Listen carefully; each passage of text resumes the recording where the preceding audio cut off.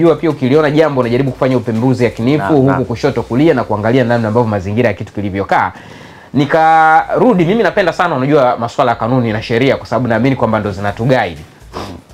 Nikarudi kwenye sheria za ligi kuu ya soka ya Tanzania bara ambazo zinaongoza. Ukienda kuangalia kwenye kanuni namba 22, 23, 24, 25 na 26 zinazungumzia mazingira kwa maana kwamba tunasema ya kutoridhishwa na maamuzi, mazingira ya kukata rufaa, sio unaelewa, lakini ukiwa na pingamizi lako pia kuhusiana na masuala mbalimbali ya kimichezo hususan yanaonyesha mchezo, yametoa mwongozo namna ambavyo inapaswa kuwa. Na kwenye miongozo iliyopo ni kwamba kwanza inatoa masaa 72 kwamba kama kuna maamuzi ambayo wewe unaona hujaridhishwa nayo ukiwa kama club unatakiwa uwasilishe.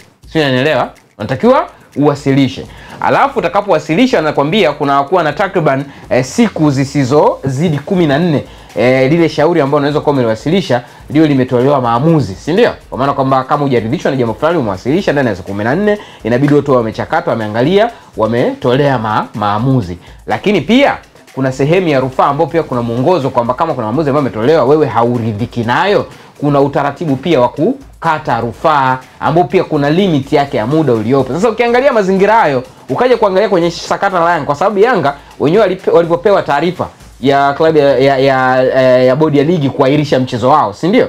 Wenyewe moja kwa moja wakaamua option iliyopo ni kukimbia kwenda kasi. Sasa ukienda kuangalia kwenye mazingira hayo, sioni nafasi ya Yanga kulibeba lile shauri. Tukiangalia tukibezi sasa kwenye mujibu wa kanuni na taratibu zilizopo, sioni nafasi ya Yanga kulibeba lile shauri kulipeleka pia kwenye zile kamati ambazo zinasimamia ligi ya Tanzania bara, kulichukua kulipeleka kwenye kamati kwenye bodi ya ligi, kulipeleka sio kwenye kamati za nidhamu na vitu vingine kama hivyo, kwa sababu tayari wameshakuwa nje ya muda.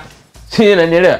Kwa hiyo kwa mazingira hayo nakuja kuona kwamba kuna uwezekano pia Young Africans ni kama wanaleta ujanja tu, wakishajua kwamba tayari wamesha mess mahala. Kwa hiyo wanachojaribu kufanya ni kuonyesha kwamba wanasimamia msimamo wao ili mashabiki na wanachama ambao pia wako nyuma yao waone kwamba okay, ni swala la msimamo tu, lakini pia sio swala la kufuata nini protocol. Ili TFF